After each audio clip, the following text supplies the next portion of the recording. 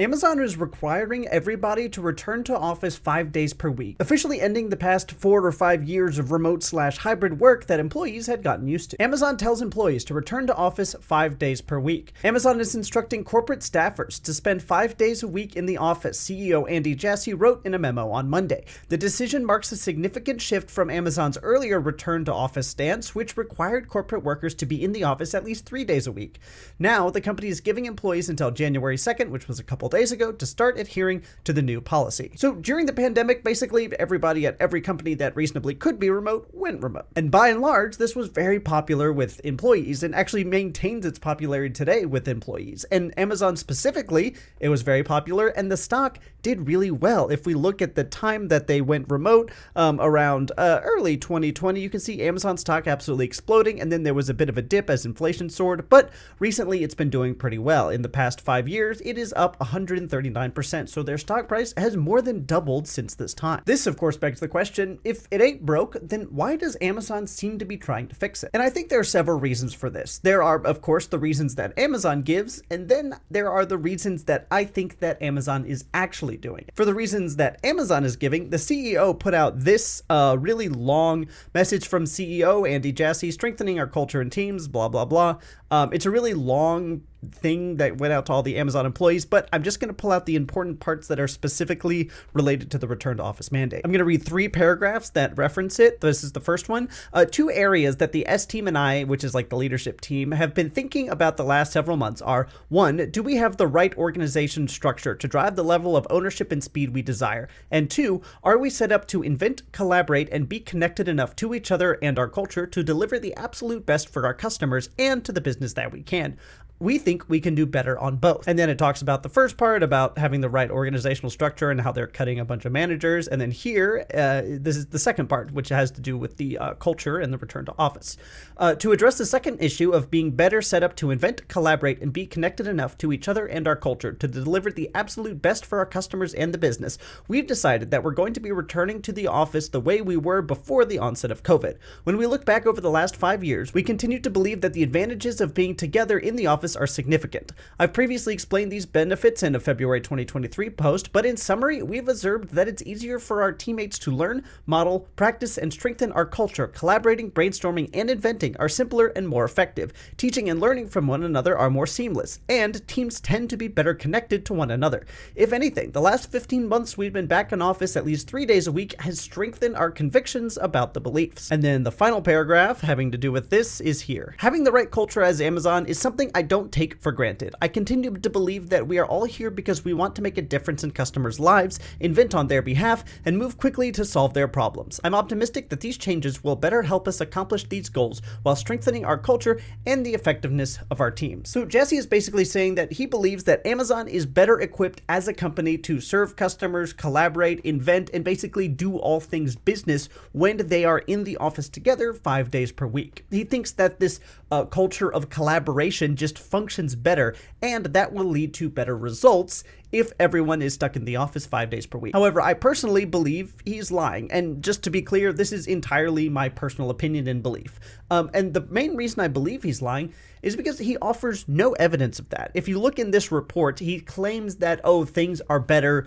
people like it more, there's more efficiency, more productivity, more collaboration, etc., etc. And then he doesn't link to a single internal survey or report or anything external really that collaborates this or backs this up in any way. He's just taking it as one big, trust me bro, it's better when we're in office together. And this lack of evidence leads me to believe that this is basically just shadow layoffs. And this basically means that you do something unpopular to your employees as a company so that they will quit and you won't have to pay out expensive severance packages. And I'm not the only one that thinks this. Our return to office mandates really just mass layoffs in disguise. Let's say you're a tech company CEO. Congratulations on your well-deserved promotion. And let's say you need to rid your books of a bunch of employees whom you overhired for the wrong reasons a couple of years back when money was cheap and boards were lenient. But you want to avoid the press blowback and accusations of false promises and certainly the TikTok tears from snowflake Gen Zers. What do? Would you make their jobs a lot harder and blame it on having been too generous and accommodating during the pandemic? This is a once-in-a-lifetime opportunity here, a get-out-of-blame-free card, if you will. All you have to do is a return to office mandate. I mean, everyone everyone's doing it. Okay, I just said the quiet part out loud again. And this gets at the core of why return to office mandates are a really easy way to do shadow layoffs. It's because real layoffs are kind of expensive in a lot of different ways. You get bad press, you have to do severance packages and payouts, you get possible lawsuits from people who believe that they were unjustly or discriminated against as part of the group of people that was laid off. Probably your stock price will take a hit because people will assume, oh, if you're laying people off, then you must not be making very much money, and so on. There's a whole plethora of reasons that it looks bad on a company and is bad financially for a company to do official layoffs. So it's much easier just to tell everybody, well, you all have to return to office now, and hope that a large percentage of your employees choose to quit. No severance packages, no bad press, no stock hits. It's really just much easier for you as a CEO wanting to get your sweet bonuses at the end of the year. Plus, if people overquit, you can always hire more people. You're still a name brand, you're still Amazon. And absolute worst case scenario, you can hire people to fill positions that, people overquit, and you can let them be remote. I was actually looking on Amazon's website and on LinkedIn, I think, for jobs, and they're still advertising fully remote jobs. So Amazon has the capability of doing that. They're just choosing not to so that people will quit and bring their cost of doing business down. Now, there are other reasons that companies do return to offices, which we'll get into in a minute, but I do want to be fair to Andy Jassy in that when asked about the shadow layoffs, he actually denies this. Amazon CEO defends return to office. Amazon CEO Andy Jassy is pushing back on the claims that his return to office mandate was a backdoor layoff. In a transcript of an all-hands meeting seen by Reuters and CNBC, Jassy says the move is, quote, very much about our culture and strengthening our culture. Now, frankly, CEOs lie all the time, and I don't believe him. I don't think there's a good reason to do return to office unless you're hoping a bunch of people quit to try and bring your bottom line down, but such is the case. Anyway, before we move on, if you enjoy this kind of finance news and deep dive, I have a YouTube channel that you're watching on right now. I try to post 1 to 2 times per week. I'd love a subscription and to see you around here on some other videos. It is worth noting, however, that Amazon is not the only company that's doing these return to office mandates. Lots of huge household names are doing them. You can see a list of those companies here. Amazon is doing it, obviously. Disney's doing it. JP Morgan Chase, the bank, is doing it. Starbucks is doing it. X, which is Twitter, is doing it. Zoom is doing it, which is honestly, I think, the most ironic of these is Zoom basically only blew up because of remote work during the pandemic, and now they're requiring people to go in office to work. But in any instance, lots of companies are doing return to office mandates. So let's assume that not all of these companies want specific layoffs.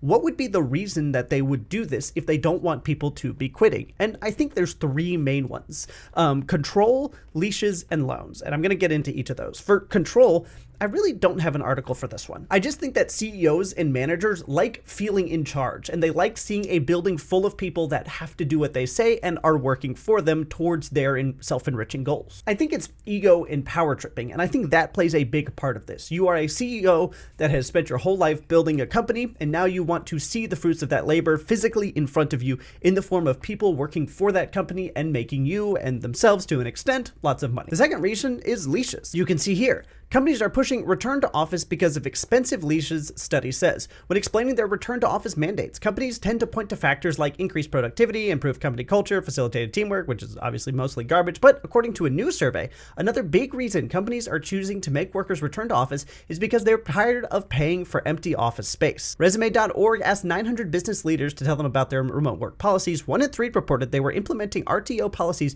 because of existing office lease agreements. These are leases that they signed maybe 10 or 15 years worth of leases with whatever company owns the building, and they're still paying for that. You can see here, many of the companies said that they signed long-term leases before the pandemic, some of which won't expire until 2028 or later. So companies are spending thousands or possibly even tens of thousands of dollars on these office leases, and they don't want them to be sitting empty doing nothing, so they are forcing people to come back into the office so that they feel like that the investment of the lease expense is actually having some kind of a return. I personally think that is a dumb reason, but it is a significant one. And it's probably not even just leases. You can imagine that a lot of companies have probably built headquarters and are paying really expensive jumbo loans on those headquarters. And they don't want those headquarters sitting empty when they're paying thousands or tens of thousands of dollars back to the bank to pay off the building. And the third reason is loans, but not the loans that are on the building that I just talked about. See, envision this. A company wants to borrow money, and so they use their building that they own as collateral, basically saying that, hey, I want a loan of $1 million, a small loan of $1 million, if you will,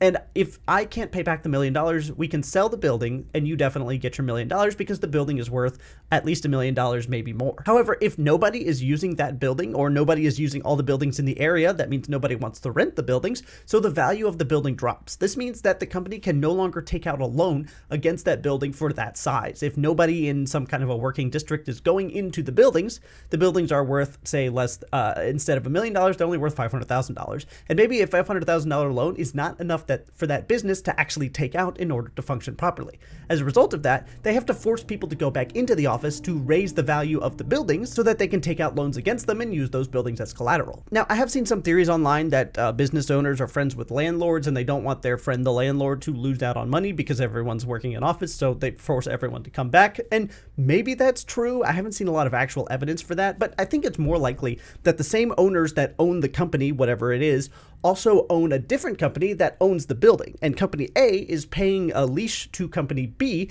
and the owners are kind of double dipping on the profits there. One company that they own is paying rent to another company that they own. And if one of the companies goes out of business or goes in office, then that's half of this rent revenue that they've lost. As far as I know, this is only true in some specific scenarios, such as Red Lobster. After they were bought out by a private equity firm, the specific locations and buildings they were on were spun off into a different company, and then Red Lobster was forced to pay rent to that company until Red Lobster went out of money, but the rental company made millions and millions of dollars and all the investors got rich off of it. However, despite all those other reasons, the big reason that every company gives is that remote work is less productive. And while productivity is hard to measure because it varies by individual and by companies, on average, it actually does seem to be true that productivity goes down when you work remotely. Fully remote work is associated with about 10% lower productivity than fully in-person work. Challenges with communicating remotely, barriers to mentoring, building culture, and issues with self-motivation appear to be factors. But fully remote work can generate even larger cost reductions from space savings and global hiring, making it a popular option for firms.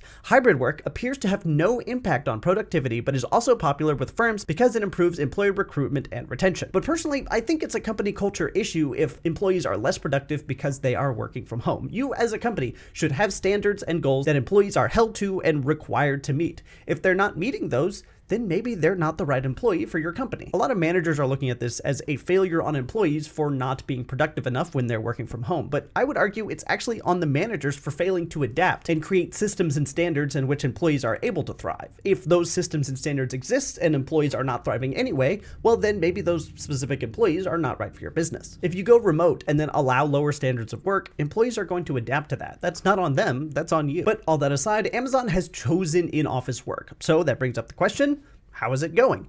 And so far, it's been mixed results. Obviously, some people are upset about it, and there's also been some delays in making it difficult to get people back into the office because apparently, I guess, not enough people quit, and so they've delayed it until May. You can read some about it here. Amazon delays 5-day return to office for some workers because its offices aren't all ready.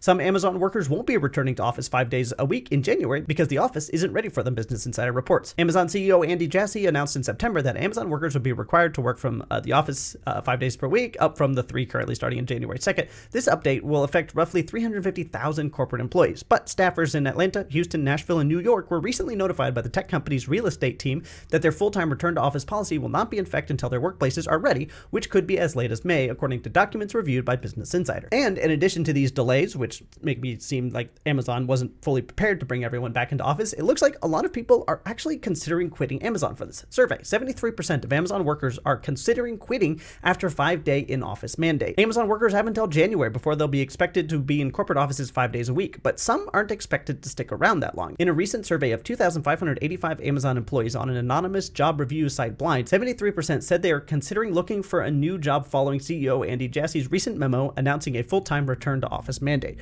Conversations on the Blind tend to be critical of employers. However, I can't actually find any evidence suggesting that employees are actually quitting.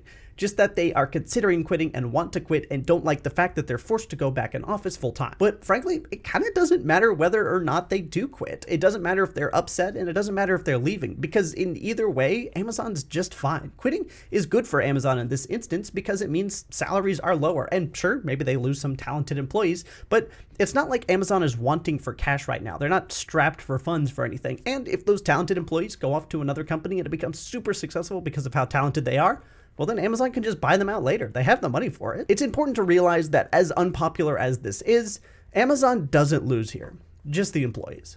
Thanks for watching.